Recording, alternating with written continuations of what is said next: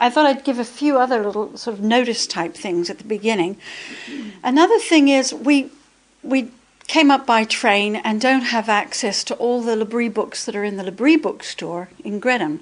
There are a great many titles which are still in print, both of my father's, my mother's books, but then certain other books that we have found very, very useful. For instance, Voigt's Guide to Contemporary Culture. Yes, George Veith. Veith, Veith, and they have a range of books. You can order those by post, and there's no extra cost apart from the actual postage. And then there's the tape list, which Ranald put out in the hall, and there's a great many subjects, and it's updated. So this is quite an old core list, the little mauve one Ranald brought, but there are always new tapes on new subjects from year to year, and that can be useful. There's a borrowing facility, so you don't have to buy them, or the videos. You're able to, I don't know quite how it works, but purchase one and then send it back. You buy so many vouchers and you exchange them and so forth. Yeah, so those are things you can write off to for L'Abri. I will be touching on the family and children, but as well as community and everyday life this afternoon. At L'Abri, we often give talks about things that we're reading or interested in, and then have discussions like you did with Ranald this morning. As he said, it might be an article from Time magazine or the Times or one of your scientific journals or whatever, medical ethics, and then have a lively discussion. And very often this will, in time, produce the lectures which are developed. And Ranald started asking me to speak on the subject of Charlotte Mason. Now, I brought one copy of her biography up, and that can be purchased, but we've just been able to have publish it actually this year, because we discovered with our own children in our search for bringing them up and for educating them, someone who had been an educator and was well known in her time from about 1890, and then she died in 1924, who started the PNEU schools, Parents National Education Union schools. They were based on a firmly Christian worldview rather than a mechanistic worldview. And we found her ideas so interesting that I used to lecture on it. And then Ranald said to me one day, Susan, you're just going to have to write a book. So I did, and forgot about it more or less. There's a few for sale out here. It has had a terrific influence in certain circles in America and Australia. It's been translated into Korean, and people have written other books. In fact, the L'Abri worker's wife, well, she's a L'Abri worker, they're both members, has been working on children and education in Asia.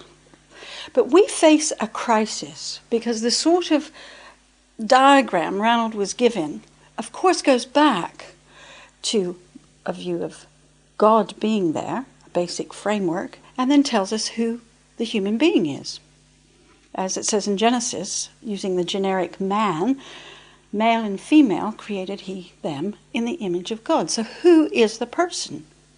And all the question of ethics, morality, all the people of my age, I'm a grandmother now, my grandchildren ranging from 8 months old at the moment to 15 years old, but all of my generation are in agony because they want a certain kind of life for their children, and their children are living a different life. I'm sure those of you who are a bit older have experienced the same things with your friends. So the children bring home their partners rather than planning a marriage, for instance.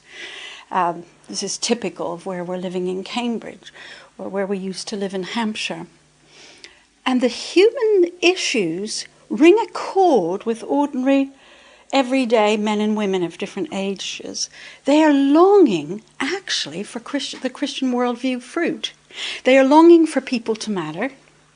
They are longing for stability, for instance, in relationships. And this isn't just the older grannies my age. Teenagers, all the statistics show, they all would like to be married and stay married. They don't want to just have a series of relationships, which is what they end up doing today.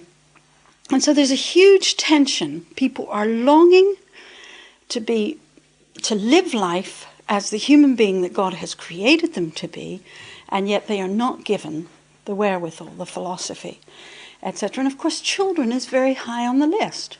How you bring up children, how you educate them. It's in our newspapers every day. It's in the governmental bodies. It is in local area, the police force. What do we do about the children? We are at a crisis point. We are at a crisis point socially because people don't know what patterns they want to follow anymore, what practical patterns. A lot of our work in L'Abri through the years has become more and more of the one-on-one conversations. When people come, there's not a course, and they sit down with one of the workers, and they may be there for 3 days or 3 months. So obviously what they're going to do with their half-day study is going to be very different from each other. And you find, you might have somebody who's done their PhD, and you might have somebody else who dropped out of school at 15. And Ranald had a fascinating discussion just last summer, I think it was. We headed some tables, or the summer before, with somebody who, frankly, with a table with about 15 people, and he obviously felt trusting in that atmosphere, said the problems he had run into in his various sort of serial sexual relationships and the crushing influence it had had on his life. But we sit one-to-one with the door closed, and there is a lot of agony and depression and cynicism because people are cheated of receiving what they have been created for. That is to be within stable relationships, friendships, quite apart from the male-female relationship. The crisis over sexuality is agonizing. So more and more the question is, what does it mean to be a woman? What does it mean to be a man? What is maleness? What is femaleness? Our 19-year-old, as of last Christmas, it wasn't this one, or he would have been 20, but was waiting on tables in Jesus College in Cambridge. So very formal occasion, everybody in black ties, but he was waiting on the tables, but still good behavior. And someone working with him put pressure on him and said, you should really try a homosexual relationship. So this is the sort of pressure. Why haven't you tried it? Why haven't you tried this? And confusion and unhappiness. So I would say the issue of how children are brought up in their education is for everyone. Sometimes people think, well, that's for young families, or for women in the families, or for people who teach Sunday school or teachers. But no, it is for the entire community. That is our future. That is our future. And so I would recommend this book I wrote, the pink one that's out there, for the children's sake. Charlotte Mason gave a very clear infrastructure of responding to the human being as they actually are created by God, with a mind, with emotions, with a body, living in a beautiful world. It's been spoiled, but it is still very, very beautiful. And there are a lot of ideas there which are useful to children in inner cities, the ones whose relationships have let them down, the ones who are dysfunctional and in agony, as well as the ones who are in situations where people can plan for them better. After I wrote that book, which Ranald encouraged me to write, we were very busy with L'Abri, and for a couple more years, just 4 of our own children, and then 2 years later, we were left to orphan children, so then we had 6. But by that time, our oldest child had got married, so we had 5. But I had so many letters coming to me from all over the world, from parents and teachers saying, this is the book we were looking for, and yes, and asking questions, and I couldn't answer these letters, so I put them in shoeboxes and felt guilty. And then after a while, Ranald said, well, we'll start a charity, we'll start a trust, and then we can employ somebody, and we can do more with this, since it seems to be such a need. And I'd say that's one thing to look for. We're talking this morning about applying what we believe into this next generation. Look for where the needs are. Where are the questions being asked? There's the individual questions, like what questions are children asking in schools? What questions are people asking in university? What are they actually asking? But then there is the question, the need of our society. There is a work that started about 10 years ago, I suppose, in Cambridge by a Christian woman whose own marriage had broken up, and she knew the agony of it all, and she started a counselling service called the Stoneyard Centre, which is a Christian centre which people can come with their problems, relationship problems, whatever they are. And they have 10 times too much work to do. So you have people organising services with nobody coming, or very, very few, pathetic number of non-Christians. And then here's something answering a need, in a sense, answering a question. We are lonely. We are lost. We have nobody to talk to. I don't have money to pay £40 an hour for a professional counsellor.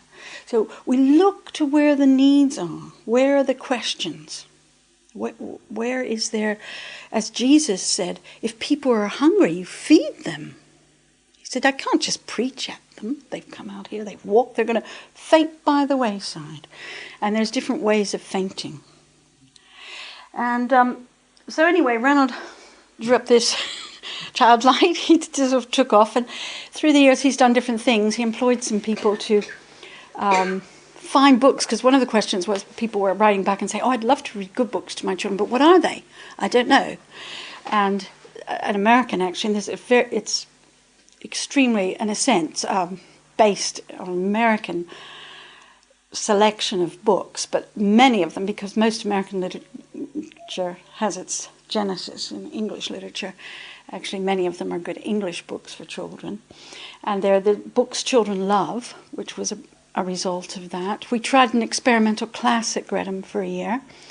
And in fact, that didn't produce what Ranald was hoping for. But since then, for the last 15 years, there have been some schools in America that have been working on the theory, so to speak, and adapting them both to contemporary, urban, and American life. And they have come up with curriculum. They're working on curriculums and helping other people start schools.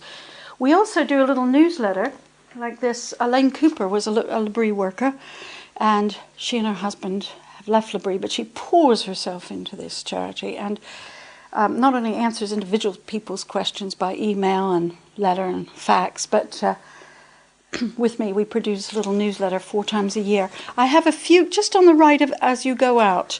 I didn't have enough of these blue leaflets which explain it, but you can get the newsletter. We've just had to charge. We've ran through all the money we had, and so she's charging £5 a year, and that's for 4 newsletters, and you can write off for it.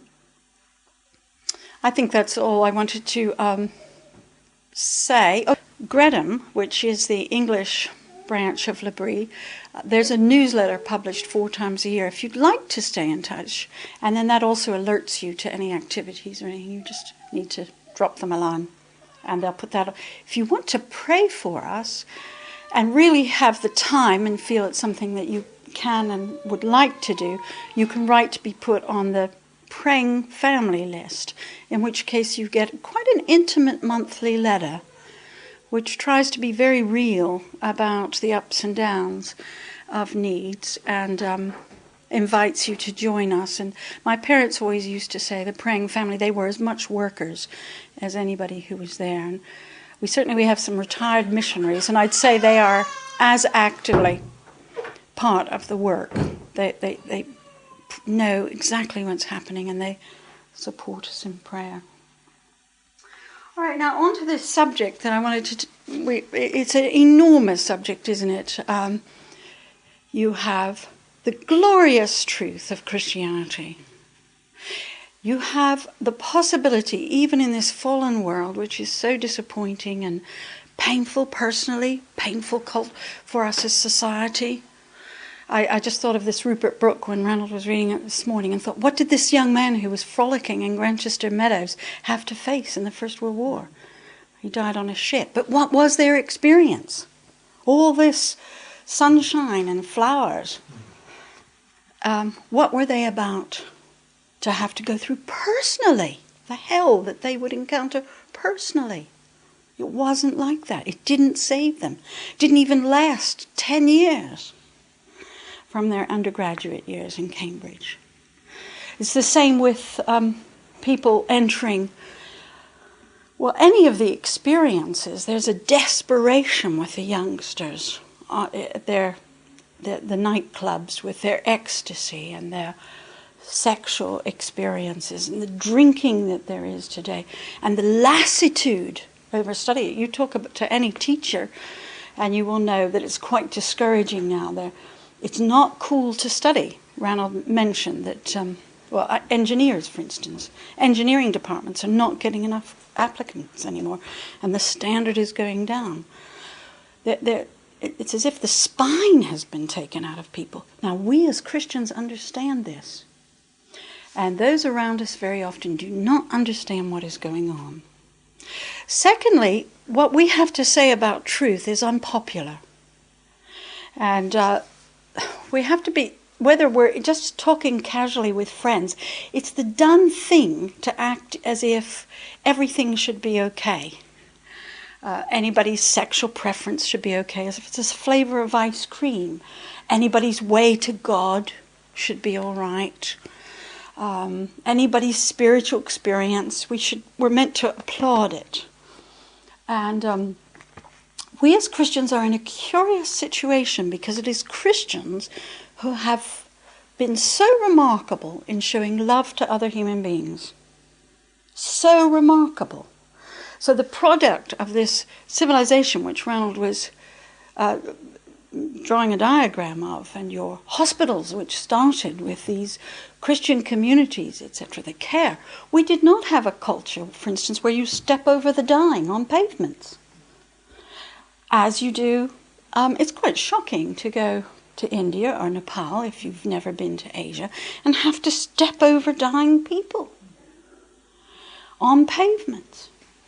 And cruelty, the African culture, if twins were born, a baby's mouth was stuffed with ashes. One of the children was stuffed to ashes. The exposure of infants.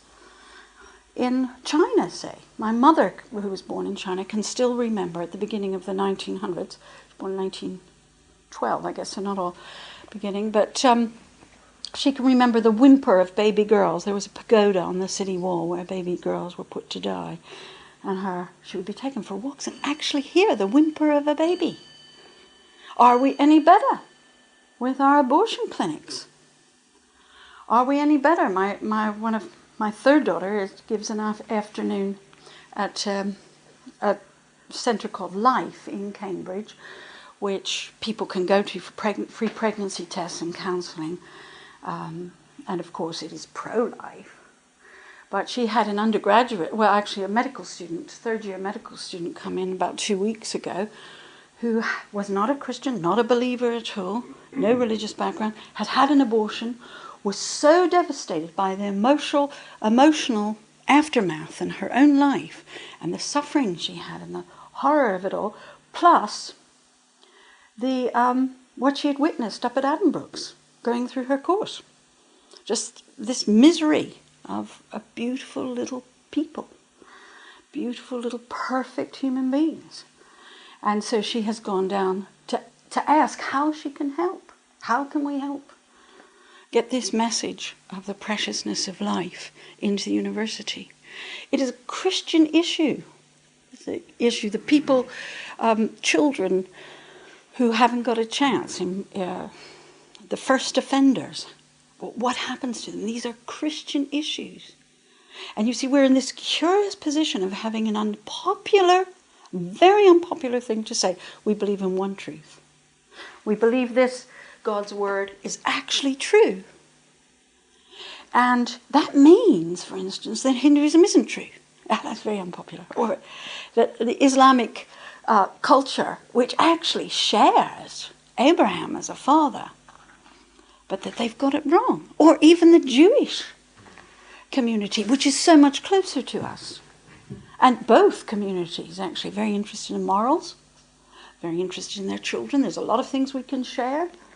A value of human life to a great extent in Judaism, not so much at all in Islam, but still things that we can share, but great differences. Now it's very curious that Christianity has this paradox of being on the one hand so sure and therefore actually an offence. This is one of perhaps the biggest offence today, to say you believe that something is true. And hard. Hard for a school kid. Hard when you're in university. Very hard. To say, no, I actually believe this is true. We had a child in university told that you must belong to the medieval generation. And he had to stand up and say, but I actually don't believe that Genesis was a myth.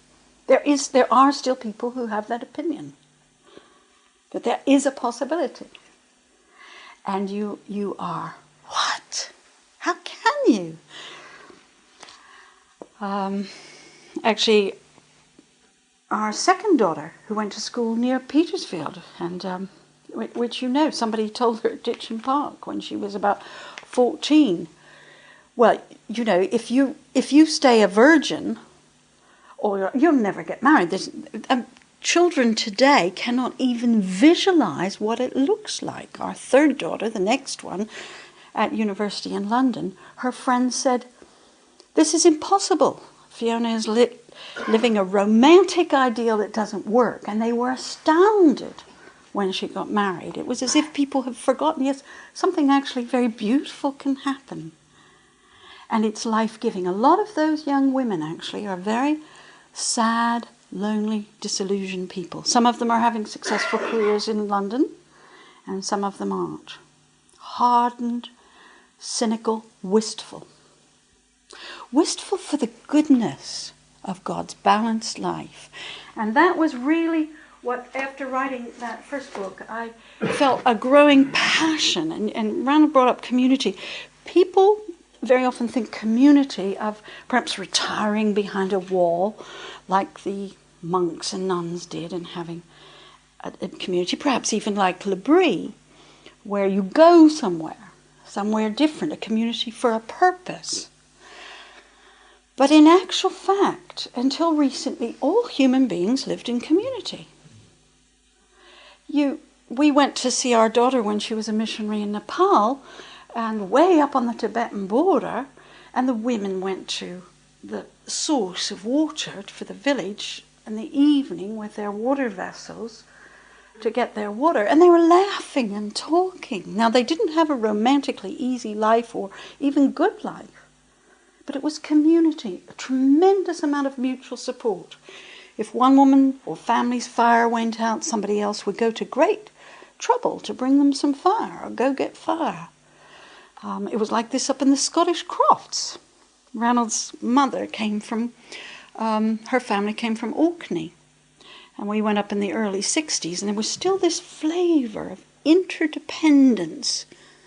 I thought as a young wife down in London in 1964, after I'd been up there, I thought, well, if something happens to my husband, because I didn't have 2 pennies to scrape together, if I go to Orkney, it'll be all right. I mean, it was that sort of practical sense. Here are human beings who will live in a practical manner committed to each other in daily life.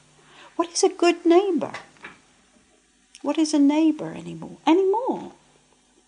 Have any of you seen Local Hero? A film by, it's David Putman, isn't it? And it's Reynolds' favourite film, I think. And I heard that it's David Putman's favourite film. Yes, it's his favourite film too. I read that recently. The ones that he made. And in it, somebody is in this inhuman situation of a high-rise block of flats, comes home, his relationship's obviously broken up. Texas, yes, well, Texas is the sort of a caricature, isn't it, of this way of life which is impersonal, with a big job, and he's sent by an oil company to a little fishing village. And slowly, it's very clever, because as he comes over, it's all in black and white and grey and foggy, and it's as if he has no contact. And as he becomes sort of in community, not only with actual individual people in the pub hotel he stays in, but also the beach suddenly comes into colour in the sky. And we find that often with people who come to L'Abri. It's as if they have become divorced from the sweetness of life. I remember actually at the time you were saying Mario, but just a couple of years later, there was a South American intellectual who became a Christian in Weymouth, and he said to me, "For the first time I hear the birds singing." Now that has been repeated. I heard it very recently again in L'Abri, just somebody sitting in the grass, and they are brought up to think that everything is passing an exam, everything is how high up the career ladder you go, rush, rush, rush, be satisfied sexually, be satisfied in your career, and they've never just relaxed.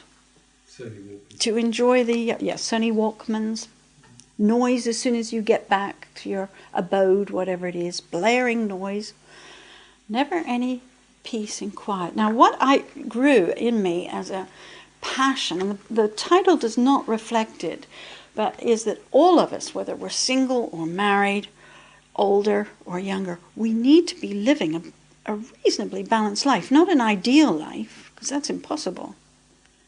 If we have believed that Christianity is truth, we don't just wait for heaven. We don't neglect the preaching of the gospel, as was said this morning. But then there's a lot more. And the Bible is full of a lot more. Now, one of the very first things that we seem to have not thought about at all much is, what about that 1 day in 7? Isn't it extraordinary? Now, I know that the Scottish Presbyterians made a great deal of keeping the Sabbath, and I know they did, for instance, in Switzerland. In Calvin, part of my childhood memory was in Weymouth, when we moved to Weymouth in 1955, I guess it was, or was it 1954? 55. It was against the law to hang up wash on Sunday. Against the law. In Switzerland. Yeah, and it's Switzerland. Well, that's part of the same mentality. They got stuck on the legalism. And it was also, and I think it's still true, against the law to drive a lorry on Sunday. And they will not allow other European lorries to drive through Switzerland. However inconvenient it is, no thank you. They're just never allowed, never allowed. And they toyed for a few years, which was blissful, but then they gave up the idea of not allowing any cars on Sunday, which was wonderful because everybody reclaimed their villages. But a real attempt, understanding, again, getting mixed up how much legalism and how much freedom. Maybe, if you live in a block of flats in Switzerland, you're not allowed to run your vacuum after 10 o'clock at night.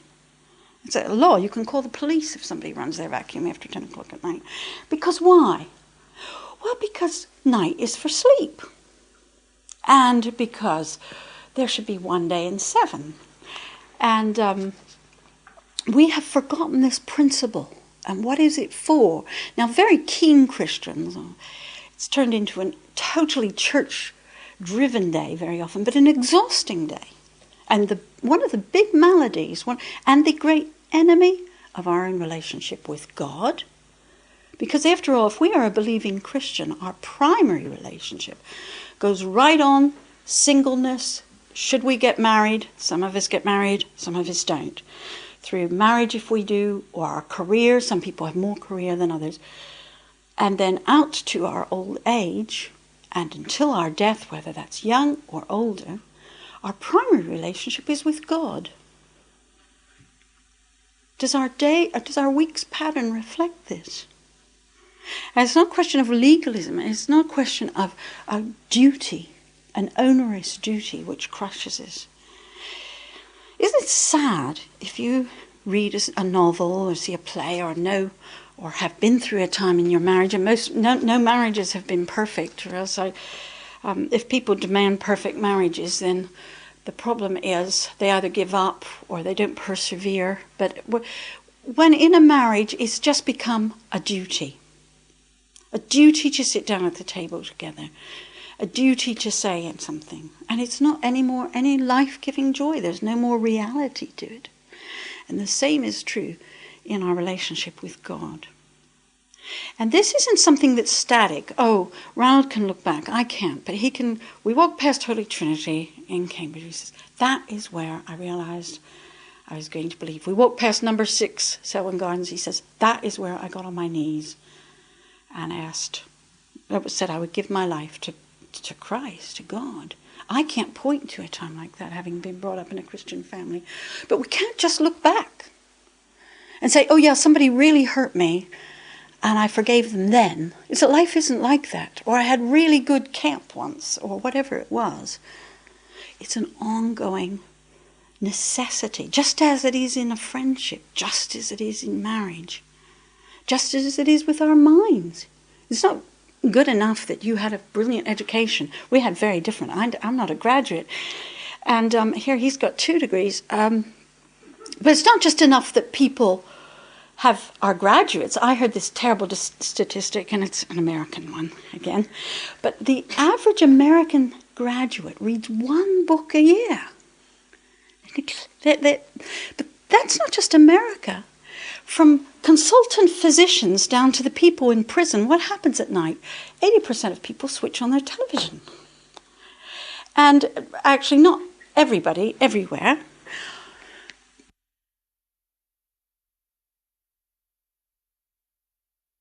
But less and less people are actually reading, to the point that IFES, UCCF, all these people are having to produce easier and easier texts for university students, shorter and shorter chapters. They tell you when you go to speak to sort of give sound bites with plenty of illustration, because people aren't thinking.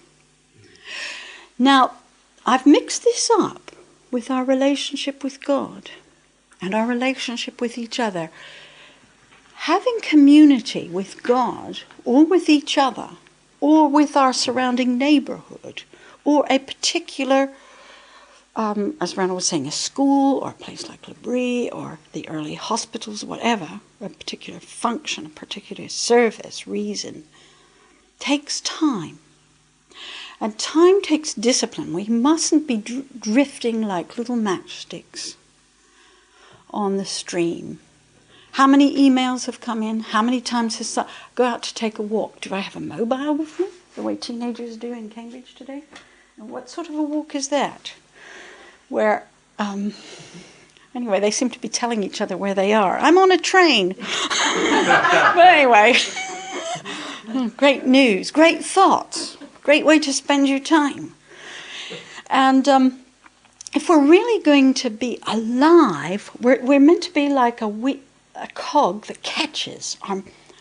Our relationship with God has to catch. Our relationship with each other has to catch. Our relationship, our mind. We can't just drift along because I had a university degree or didn't.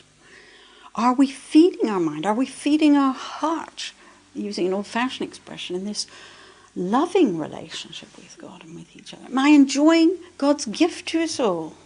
I took Ranald's 93-year-old father to the Botanic Garden on Thursday this week, and he's partially blind, but he sees well enough to enjoy it, and he loved it all. And he said, it lifts my spirits. Lifts my spirits. The Creator's creation is a very beautiful thing. Charlotte Mason, this book I wrote for the children's sake, encourages us to develop a love of nature in children very young on. And this is something that we cannot neglect. Now, if we are going to live this kind of living life that comes out of the infrastructure of a Christian belief, we've got to do it. We actually have to say no to certain things so that we will have one day in 7. We need to find time so that we can enjoy a time with God. That's difficult. Those of you who are expecting a 4th baby right now, for instance, you go through a very difficult time, perhaps, to find peace and quiet. But there are ways. It may be just once a week, twice a week. But more and more people are just rushing from one crisis to another, rushing in life. They don't sit down for meals anymore with each other, let alone with God. More and more students, we call students anybody, whether they're actually students or not, but people who come to us, less and less people actually have sit-down meals. And I made some friends amongst some first-year students last year, and it was interesting. One of them said, well, it was actually a good thing when my mother and father started taking care of her handicapped grandfather. He died last year, but until then, even though it was difficult for the family, because it meant that they sat down for the first time for a meal every evening. And that had turned out to be of enormous benefit. And so we go back to this Word of God and we search, does God care about these everyday, ordinary things? Is it the intellectual, marvelous side of the answers to questions? Some people think of that. Or is it the great preaching of the gospel and the great theology? Each one of those has its place. But actually, each one of us, no matter what our life is, long, short, satisfactory or disappointing, very enjoyable or very painful, whatever it is, this is where we live out our belief. We don't wait for something ahead, and we've been given a lot in God's Word. We have our 1 day in 7. There's the whole feel of the Old Testament, isn't there? For instance, the year of rest on the land, the return. Somebody who was serving would then be released of their contract, of their relationship.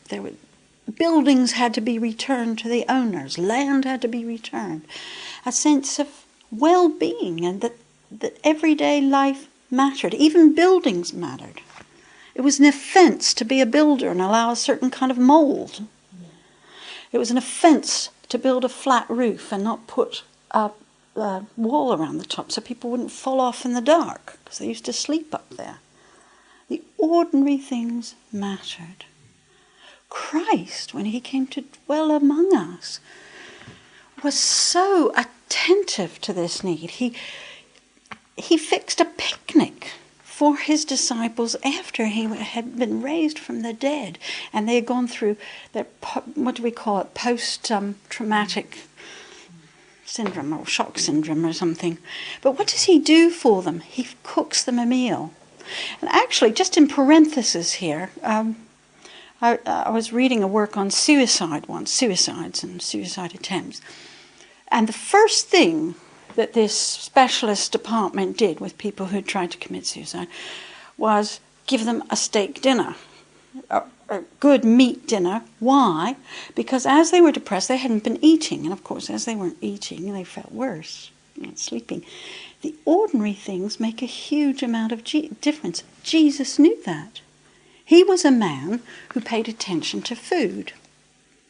And he was a person with time to sit around, not just with the men, but with the women, which was very unusual, very, very unusual.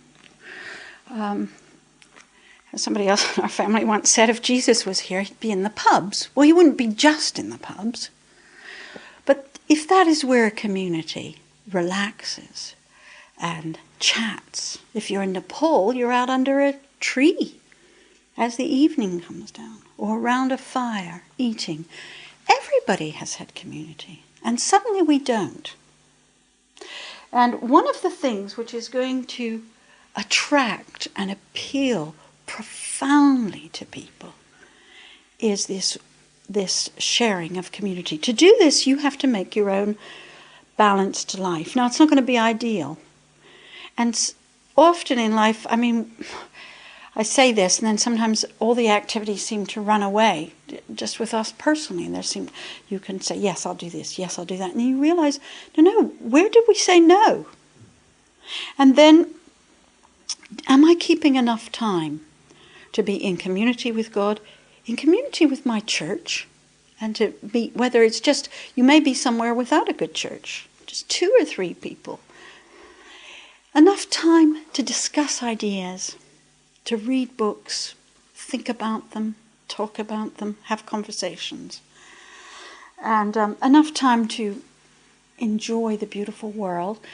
And then also use who we are. That is another very godly thing. The New Testament speaks of us being a body. And some of us are gifted creatively. Some of us are journalists or politicians or have working in science and ideas, all different things. There's room for every single person. The parent bringing up the child and pouring their time into it. Our society says now, oh, well, that's not so important as some sort of career. Why? We denigrate the things that aren't paid. We say they are not so important, the care of the elderly or the care of children. That's really the lowest on the two. We call things menial. or making a home beautiful, offering the hospitality. Offering the hospitality, as people found who came to L'Abri, takes a lot of hard work. Cooking the food, clearing up afterwards, washing the sheets, all of those things. And I remember my mother saying that she went round at one period speaking to quite large groups, and they said they were praying for revival. And she sort of felt that they were actually being very unreal. And she said, if you're really praying for revival, you mean that maybe somebody will be vomiting on your carpet at midnight from drunkenness. Well, that's a little bit shocking, but not so far off. Now, we won't all be having drunks in at midnight. It will mean a variety of things, but inconvenient things. And so there's a paradox. On the one hand, I see a call to balancing our life, living responsibly within a small circle, as it were, a human circle, not taking on more than a human being can take on, and yet being prepared to answer need and to be hungry or without sleep, to use resources that we aren't perhaps wise to use, but we are generous and we give them. So there's a tension there. And the Bible never makes it easy. There are always tensions. Take, for instance, some of you are praying about guidance, or if you aren't right now, those of you who are Christians, you will do, because we all do again and again in life. Well, on the one hand, you think of the sensible human things, like how much money do we have, or how much strength do I have, or do I live near my children or my mother, and you think of the human factors. At the same time, you pray. And you believe God is able to actually guide just ordinary little us, people. And in that there is great power. Being real on the one hand and being realistic and living a rooted life like a tree that's got roots and a trunk and not just drifting around, and yet trusting in God and believing in its truth.